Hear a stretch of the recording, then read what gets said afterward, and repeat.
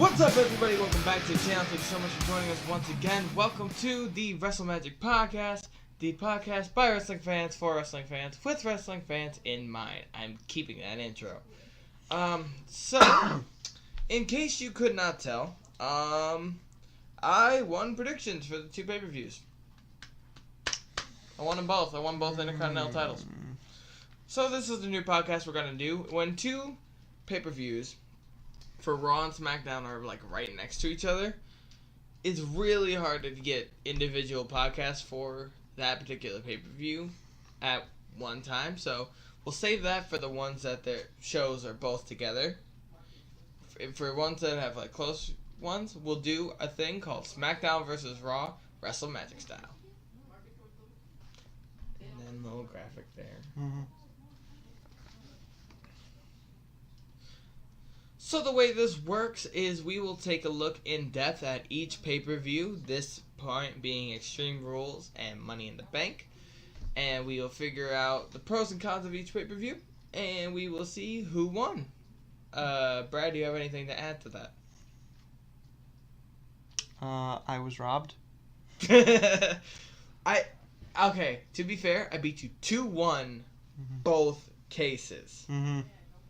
In that sense, Money in the Bank, briefcase, got it. I got it. Alright, so, this one was on the line for Money in the Bank. This one was on for Extreme Rules. Let's start off with the Raw pay-per-view, Extreme Rules.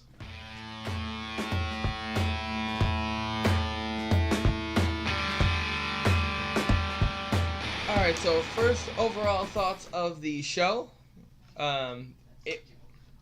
I'm going to preface this now and say, I'm putting this down, that both Money in the Bank and Extreme Rules were very similar. Yeah.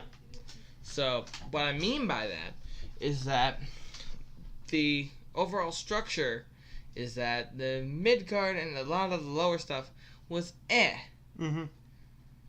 And there would be some mad points there.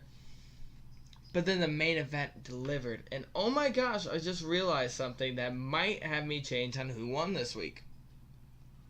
Look at the other women match. Oh, yeah, that's right. Alright, so let's just go beat by beat and see what exactly happened during this pay-per-view Extreme Rules.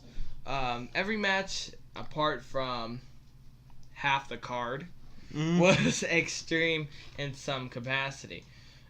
So let's start off with the kickoff match that we didn't necessarily do. I didn't really pay much attention to it. I just heard it was good. Kalisto versus Apollo Crews.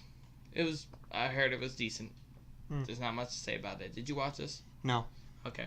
So we're both in agreement there. So let's start with the actual card and the match. This match started it, huh? Dean Ambrose versus The Miz for the Intercontinental Championship. If Dean Ambrose lost by disqualification, he would lose the title. Which he did. He lost the title, but he did not get disqualified. Oh, yeah, that's right. Oh, yeah, that's right. He almost did. Yeah, The Miz, I really loved how they did. Mm-hmm. This is one of the best things about Dean Ambrose and Miz's feud, is that constantly, no matter what they did all the tropes leading up to a different thing. Like for the whole Raw segment with the Bears. Yeah. With the original one, with the original celebration, it was the bear trope that wasn't there, the giant present trope, and then the cameraman trope. For this one, it was Maurice slapped him, the referee was pushed, and all the stuff for disqualifications could have happened, but then the Miz capitalized on it overall in the end. I would like to point out how the refs on both shows can't really make up their minds amongst each other when to disqualify someone. Yes, oh my gosh. Because, like, Dean Ambrose is thrown into the ref, and the ref is ready to disqualify him. And then one of the Singh brothers attacks Randy Orton. And Randy Orton pleads his case. So did Dean Ambrose. So why are refs all of a sudden getting this moral dilemma? they're supposed to be just like Glass Shields to count the rules, and that's not necessarily what they're doing here. That's just my little gripe with it, and I see your point, pointing that out. But The Miz, after distracting Ambrose to try to plead his case to the ref, he hit the skull-crushing finale. Your new Intercontinental Champion is The Miz. You've probably known this for weeks now. You probably have. A lot of stuff. And we're trying so hard not to base a lot of our opinions on what happened afterward. Right. Because SmackDown had a lot less time afterward as of recording. So we're just trying to figure out, like, at face value what it was. Mm-hmm. In a pretty much throwaway mixed tag team match, Sasha Banks and Rich Swann versus Alicia Fox and Noam Dar. This ended the Dar versus Swann feud gladly, but then it just brought Cedric Alexander back into that black hole of Alicia Fox. This was fine. It's okay. I don't think anybody's going to be really... like, I can see where they could end up taking the fact that they're adding more mixed tag matches, but... they'd have to do it really slowly so people could get used to it faster, and that is men versus women. Yep. So it would be something as simple as like a female wrestler going in there and like slapping the guy a couple of times and then leaving, and then you could move up to the guy pushes the girl and then the girl tags out, or just like slowly build to it, not like automatically like tagging your partner, and the woman's just like. No. Yeah. there has to be a build to that kind of thing. There's a disqualification for that. Well, yeah, but you still need to you need to build to that kind of thing. So like so that way like fans who aren't used to seeing intergender matches can get used to the idea a little bit. So you don't like just thrust an intergender match and like they're immediately booing it out of the building. If you can slowly introduce it to them via like just little moments in mixed tag matches, right? Then you can think about this. Between all the women on the main roster and NXT and all that, who would be the first one to have a WWE or Universal Championship match, if any at all? I don't think it'll ever happen because they have the Women's Championship. Right. But if that were to happen, who would do it? For me, it's a tie between two of them. All right. In terms of identity, and star power, probably Charlotte. But in terms of believability, that new woman down in NXT, Sonya Deville. Yeah, MMA background. Believable. It'd be believable if she could kick the butt of a male. How you gonna go look over Asuka? Okay, yeah, Asuka, but I'm talking. Yeah, believability. I get exactly what you're saying. Asuka's the third factor where it's like she's just crazy enough to pull it off. I was gonna say either Asuka or Charlotte. That's my two, and I think Charlotte would be the one to fight somebody like a I don't know, maybe like a. Who's a smarmy heel that doesn't look like very big? I would say Bobby Roode, but Bobby Roode is like ripped. Yeah, he is, and I don't want to put her against Aleister Black because she would die. Mm-hmm. Maybe against Almas. Almas, maybe. If he ever won the championship, we need to think of some. We'll touch on that later. That may be a topic for a hot topic. Yeah. And not this hot topic, but one of the future ones, because we have a lot of stuff planned for this hot topic. Oh boy. Oh boy. So, we just rambled off topic. Sasha Banks and Rich Swann won, and they danced at the end. Dance party. Then, okay. Remember when I said that these pay-per-views were so similar? Both of the one of the main women's matches failed to deliver. Not necessarily in action-wise for one of them. Mm-hmm. But as far as story progression and how characters are portrayed, it was lacking. Mm-hmm. To say the least. So, this one for Raw was a candlestick on a pole match. Alexa Bliss versus Bayley. Now, this match barely went on for 5 minutes. Barely. And in the first minute, Bayley gets a candlestick, and she's, like, scared to use it. Alexa Bliss capitalizes on that and beats her up with a candlestick until there's no tomorrow, hits her with a DDT, and pins her. Mm-hmm. Now, it took the woman who beat Charlotte and took her undefeated streak at a pay-per-view. All that's gone. And everything that Bayley did beforehand seems like it's gone because of this moment. And I don't see why or how this could have been such a boneheaded decision. Well, I have a guess, but I don't have any evidence to support it. Oh, by the way, more people cheer for Alexa Bliss than they do Bayley. True, because So they haven't reached. They don't understand Bayley on the main roster writing team. They don't. And Gee, it's almost as if someone should come in and fix that. Ryan Ward. I forgot to mention this. Rich Swann won in his hometown. Oh yeah, that's right. He did. He won in Baltimore, Maryland, which is where this took place. Part of why I lost is because I was assuming he wasn't gonna. So then we had Sheamus and Cesaro versus the Hardys in a steel cage match for the tag team championships. I got this one right. You did get this one right. I have a gripe about this match, though.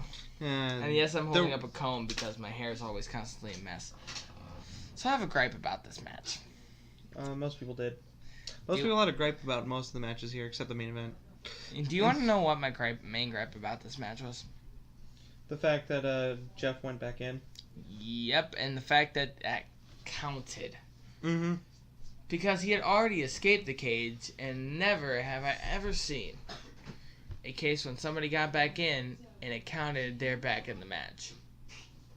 I've never seen that happen in my life. So that fact alone is like, why? I don't get it. Cruiserweight Championship submission match. Neville versus Austin Aries. The ref didn't know the rules for this one because he was counting them out when they were outside of the ring. In a submission match. Yes. Mm-hmm. But for a lot of the submission matches, especially if you played them on 2K, they'll include DQs and countouts and stuff on the game. But the difference is an ultimate submission match. Have you ever heard of it? No. There's only been one I remember, and I believe it was between Benoit and Angle. And it was an ultimate submission match. It was an Iron Man match, submissions only. And so the match sounds painful. Yeah, it would go on for either half hour to an hour, and anything goes. All you have to do is make your opponent tap out or pass out. And they traded back and forth. I think it got to like 5-5. I don't remember. I need to look it up.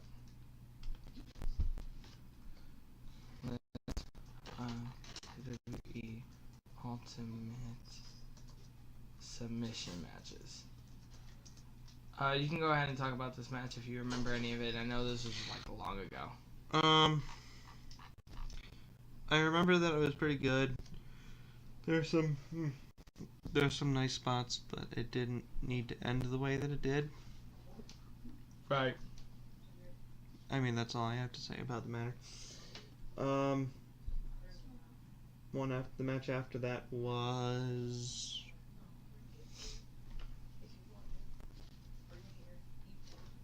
went right in the Fatal 5-Way. Okay.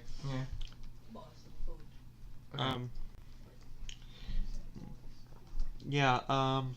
Yeah, it was Kurt Angle and Chris Benoit. It went into overtime, 31 minutes and 51 seconds. It was a 3-3. It was at Backlash 2001. And then Benoit won 4-3. Just to see who was a better submission specialist. It wasn't for a title. Alright, I'm looking at the list of Iron Man matches, and a lot of them Bayley versus Sasha was the 10th one in history, in WWE history. So it was Michaels Brett, Triple H Rock, Benoit and Angle in the Ultimate Submission match, Lesnar Angle, Chris Benoit and Triple H, Nitro and Mercury versus Charlie Haas and Hardcore Holly. How was that an Iron Man? It's 15 minute. Kurt Angle and Shawn Michaels. I remember watching that match. Morrison and Miz, Jimmy Wang Yang, and Shannon Moore. 15 minutes of fame. Oh, okay. Cena versus Orton, and Bayley versus Sasha, Charlotte versus Sasha. Anyway, so the main event happened. Mm-hmm. The main event was not performed. The main event happened to everybody, including the wrestlers in the main event. Oh my gosh. Okay, I want to talk about a couple spots in this match that made me just like so happy to be a wrestling fan, and one of them that made me laugh. The first big bit, Samoa Joe was fighting Finn Balor. No, wait, Samoa Joe and Seth Rollins were fighting. Finn and Bray were fighting, and Roman's just standing there watching. And it just made me laugh seeing that visual. I think I laughed too. One of the best spots was towards the end, which was Samoa Joe had Finn Balor in the Coquina Clutch. Reigns speared him through the barricade, and then almost just like not in stereo, but just like right afterward, Seth Rollins hit the frog splash on the Bray Wyatt through the announce table on the outside. And then we had the Shield stare down. Those two fought back and forth heavily until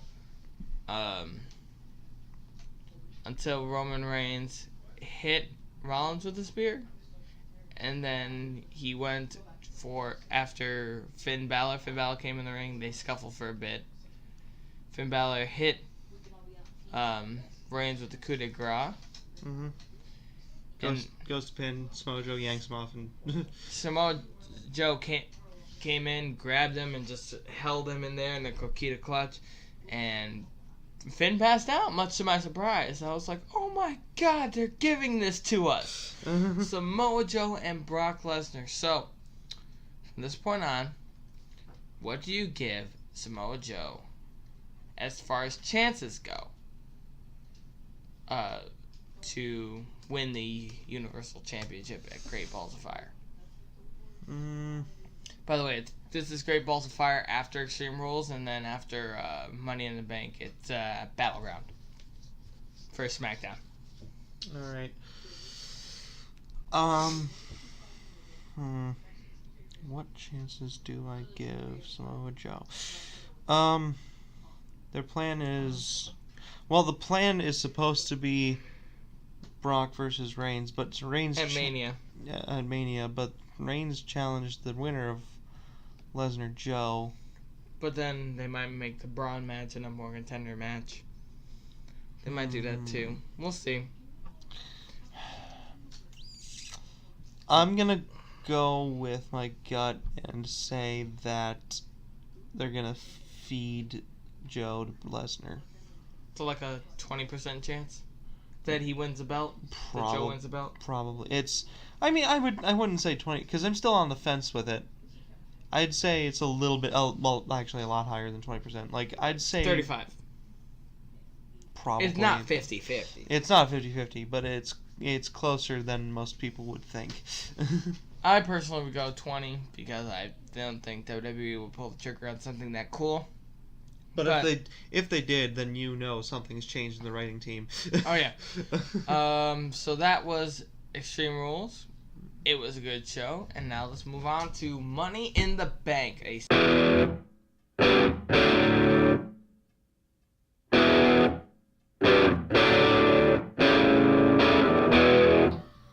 Overall impressions of Money in the Bank. As a show. As a show. Pretty much the same as Raw. Yeah, pretty much the same as Extreme Rules. Yeah. The one key exception is that the first match on the main card got everybody triggered. And I wanted to point out something that's also is similar. we had one set of faces win, two faces win on each show. Rest are won by heels. 3 on SmackDown if you count the kickoff match, and I counted it for Raw too. Kickoff match for this one was the Hype Bros versus the Colognes. Welcome back, Zack Ryder. Woohoo! Oh wait, so just say woo woo woo. Do you think Zack Ryder's going to turn heel on Mojo? Or do you think Mojo will turn on Zack? I don't know. Or do you think they're just going to be a team for a while? They might team for a while longer, maybe. Because we invested in them. Yeah, and then as for who turns heel, I'm gonna have to go with Zack just because they've been pushing Mojo really hard. Oh yeah, for sure. For sure. I don't want it to be Zack, but I mean, unless they do something really cool storyline-wise where Mojo turns heel because he was getting all the success after dumping Zack Ryder, basically. And then he goes back down the totem pole. Yeah, so I could see it going both ways, but I'm pretty certain it's gonna be Zack Ryder. All right. Then we had the Trigger match, which was the first ever Money in the Bank match for the women. Yep. You had Charlotte, Carmella, Becky Lynch, Natalya, and Tamina. Yep. I'm fine with interference. I'm fine. I am personally fine with the way that the match played out and the way that it ended in normal circumstances in a bubble. I'm fine with it. But on the contrary, the fact you pointed this out off camera, the fact that it's the first ever one, the first ever women's Money in the Bank match to end like that. That's got me unsettled. Imagine if every single time they introduced a new match stipulation, it always ended in a draw, or something else quite infuriating. Like the most disappointing outcome you could think of. Imagine the first Royal Rumble ended in both of the final competitors being eliminated at the same time. At the same exact time. Now that was fine when they did it in 94, was that? But it was 94 and 2005, but that was already established as... No, they did it before that too. I said 94 and 2005. 94 and 2005, yeah. And it was already... There had been... Royal Rumble already had a name. Just as Money in the Bank has a name, except it's the first women one. Imagine if the first WrestleMania ended in no clean finishes. It's like... It's like SummerSlam. The first match ended on a draw, though. In history. That's a fact. And did that go over well with the crowd? Nope. Exactly. It was a time limit draw. Exactly. So don't do that. Yeah, so...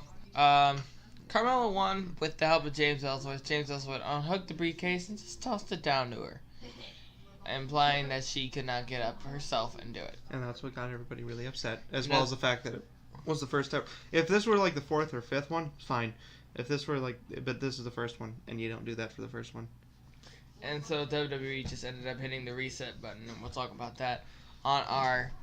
I know there have been interviews coming out where Triple H has kind of given hints to the fact that he and Vince are not agreeing on a lot recently. Oh yeah, definitely. So sure. I'm starting to wonder if Vince is going to come up with a match stipulation and Triple H is going to screw it up somehow, purposely. Just like, you know what? You screwed up my women's Money in the Bank match.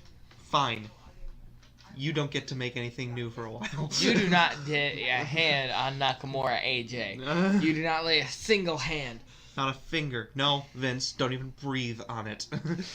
Then we had the Tag Team Championships, the New Day versus the Usos. You got this prediction right, however, the Usos kept the title. Again, stupid finish. Yeah, the finishes are not helping the cause here. I would have been fine with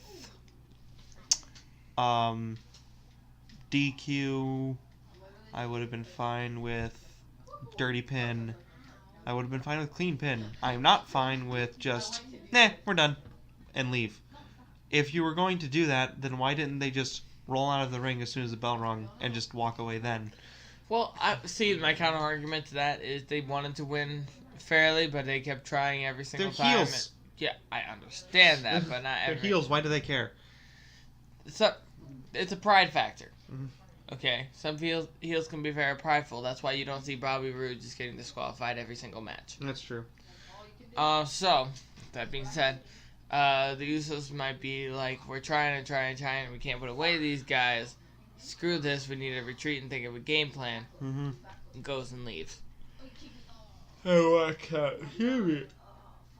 Man, we need to stop doing these tonight. Mm-hmm. Then we had the return of Maria Kanellis with her husband, Mike Kanellis, a.k.a. Mike Bennett. I haven't seen these people before, so I have no input on the matter. Except intro music. Yeah, the entrance music was great. But Maria was always the ditzy one. Was always like stupid, and everything just went right over her head. So that's how she would be portrayed back there. And now she's Stephanie McMahon light? Probably. Can I say that? Yeah. But really happy for these two. What do you think their ceiling is? Well, women's champion, obviously, for Maria. And then, for Mike. Oh, they're building up all of these mixed tag matches. Duh, that's what they're doing with it. For Mike, I would say, his ceiling is the, Mid-card title. yeah, the U.S. title. Then we had Naomi versus Lana, which was okay for Lana's first singles match. It was fine. The Carmella stuff got you triggered again? Kinda. Like, here's the... What my, my initial reaction when I heard her music hit is like, oh, well, you've also made history there, too. Because I think this is the fastest anybody's ever cashed in. Yeah, but then they're like, nope. Yeah, that would have redeemed it. Like at least a little bit. Not fully, but at least a little bit. Right. It would have been like, oh, well, that's okay, because it was like really quick cash in anyway, so it doesn't even matter. I want to point something out.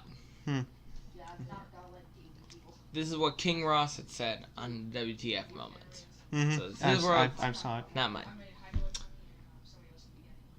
Carmella knew that Daniel Bryan was mad and could potentially take the briefcase away from her. Yeah, so why didn't she... So why didn't she cash it in at Money in the Bank to prevent that from happening, or the house show the night after? Makes no sense to me. Nope.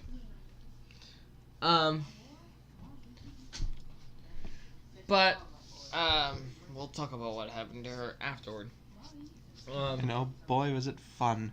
Naomi beat Lana after the distraction from Carmella. Distracted Lana basically not a lot, but still. Then we had Jinder Mahal versus Randy Orton. This match was fun. If only because Randy Orton beating up Sings is never boring. The Sings trying to grab Bob Orton, and I love the visual. I love the visual. He was just looking back and forth like scared. Now, if they wanted to be really smart, first he would be scared, and then he wouldn't let them know that he saw it. But then he would, like, kind of notice Randy Orton coming towards them, and then he would just, like, smirk at both of them, like, you guys are dead. But, yeah. Jinder Mahal. Randy Orton destroyed the Sings, and then when he got back in the ring, he paid for it with a Colossus. Yeah, totally the strongest looking move in WWE. Yeah, because he's just laying him down for a nap. The only person that I can see him putting on a match with right now that would be fine is when John Cena comes back, because look at how many to bad workers John Cena's worked with, and like they actually weren't that bad. For instance, Cena Umaga. Yeah. So Cena Mahal, while on paper doesn't look very entertaining, I think Cena could pull something out of it. So then we had Breezango versus the Revealing Ascension, because they trashed the locker room. Breezango won. Yay. And then the Money in the Bank match. Ooh, doggy, this is fun. So, because there were so many heel victories and face victories that didn't matter, I was kind of basically done with this pay-per-view by this time this match started. So when Baron Corbin came out and interrupted Shinsuke and knocked him out of the match, I was kind of just like, well, okay, I may not even stick around for this main event because I'm just done. See, that would have been your downfall, my friend, because of how Shinsuke came in like a house of wildfire. When I saw Baron Corbin climbing the ladder, I was like, okay, I guess it's done here. Shinsuke's music hits, and I'm like, oh, hi. All right, but before we get to that, I want to talk about two specific spots that were rough. Sunset Flip Powerbomb, that was beautiful from Sami Zayn to Dolph. There had to have been so much communication between Sammy and Dolph on that one. It was like Dolph. I think he shouldn't be doing that. I think he's just like Sammy's done it before elsewhere. I'm certain. I understand that. But he's not the one landing flat on his back. Mm-hmm. That's why I said there had to be a lot of communication beforehand. It's like, it's gonna hurt, dude. It's like, yeah, I know. No, you don't know. You don't know. It's gonna hurt. Oh, and the best thing, one of the best things, which I sent you pictures of as memes, was AJ Styles was climbing the ladder and he was getting for the briefcase. Dolph Ziggler takes the ladder out of underneath him and he is dangling there. He's trying to climb up the rope and then unhook the briefcase, just dangling there for a good 30 seconds. Mm-hmm. And then he just falls flat on his face. Yeah, it was. Ooh. When he landed, I was like, ugh. That was a rough landing, dude. Good on AJ for being okay with that spot. And after Shinsuke came out and wrecked the place. Oh, he was like, people who were down stayed down when he came out and wrecked them. Yeah, he just came out, cleaned house, and then started setting up a ladder. And I have to give credit to the camera team and the director who's telling people when to switch the camera views. Because when Shinsuke's setting up that ladder, you see that one of the support bars isn't fully collapsed yet. Mm-hmm. The way the camera shot was set up, you see that straighten out.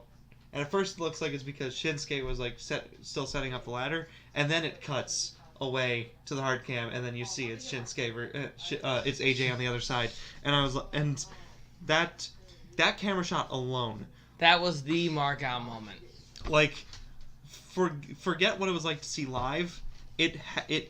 That's one of those rare instances where watching it on the network or on television might have actually been better than seeing it live. Right. Because the camera was just focused on Shinsuke, and then the ladder straightens itself out, and you're like, what's going on? Cut back. It's like, oh! I thought somebody was going to break it up. Nobody did. So these two had an intense stare down. Both of them were grabbing the ladder. And then they both... Okay, so I find this funny. They got one of the biggest pops of the night for moving the ladder away from the briefcase. They got one of the biggest pops for picking up the ladder and moving it to the side so those two could fight. This is one of You never thought about it like that, did you? This is one of those moments where I really wanted to be a fly on the wall backstage for people watching this match, just because I want to hear people's reaction to oh, they just got a pop for doing the opposite of what this match is intended for. Hearing Triple H shouting in the back, "This is what you strive for, people. This is what you strive for. Being able to do this." Storytelling over and get away with it. Oh my gosh. Two things people took away from this pay-per-view. One, first women's Money in the Bank match was a joke. Two, everybody really wants to see Shinsuke AJ now. Yep. I'm sold. Forget who the Money in the Bank match winner was. That's the match you want to see. Baron Corbin. Yeah, forget him. We want to see Shinsuke AJ. I should have gone through my first guess for Baron Corbin, so that way I can get my. I could have gotten an extra point on you, but I was still 2-1, and I'm still the other Intercontinental Champion. You were the undisputed Intercontinental I am Champion. the undisputed Intercontinental Champion. So that was, and Baron Corbin won after pushing the ladder with AJ and Shinsuke on it. Which was heelish. Which is Sneaky heel, which is really good. So now, dang it, man. This is a rough decision. Okay, so our next decision is who is better, Extreme Alright, Rules so or Money in the Bank? Now it's time for WWE pay-per-view style SmackDown versus Raw. Alright, so now, looking over this, I think my opinions changed. The main event, I think, in Money in the Bank, was better than the Extreme Rules main event. Yeah, I'm inclined to agree with you now. I am. And I am. It's more so. It's really hard to pick between the two. Oh hey, you wanna for people who weren't upset about the very few people that there are who weren't. For anybody who wasn't upset with the end of the women's Money in the Bank match, let's show them the frustration and end this very first pay-per-view versus pay-per-view on a tie. No, I don't want to end it on a tie now. Too bad. No. in the spirit of these last two pay-per-views. So you're saying you're going with Raw? No, I'm going with SmackDown? Yeah, I'm gonna go SmackDown. Because the first match notwithstanding, the main events for both shows were awesome, but in a bubble. In a bubble, the main event was better. I have to say, main event was better for SmackDown. Hey, both main events made us very excited for future matches. Oh man, you have no idea. Like the ending of Raw's main event made us very excited, and towards the ending of the Money in the Bank match made us really excited for a match. Samoa Joe versus Lesnar, AJ Shinsuke. Maybe do combinations of the two in cross-brand pay-per-views. AJ versus Joe and Shinsuke versus Lesnar. Please, can that be my Christmas present? I'm kidding, but I'm not really. No, you're not. So, so we're going with SmackDown. Yeah. All right, wins. SmackDown gets the win in the win column. So we will be back in a couple months when Great Balls of Fire, and yes, that's still an actual pay-per-view name. It has not been changed up to this point. There's no psych here, and the Battleground both happen. And we will see you guys then. Help us hit 100 subscribers by the end of 2018. Also, last minute announcement. Starting in August, our programming is going to change. And we'll put on a small video to say exactly how it's going to entail. But our programming style is going to change starting then, at least for a test run for at least a month to figure out how this would go. Alright, thank you guys so much. Hit the thumbs up button, hit the subscribe button, and we will see you guys next time.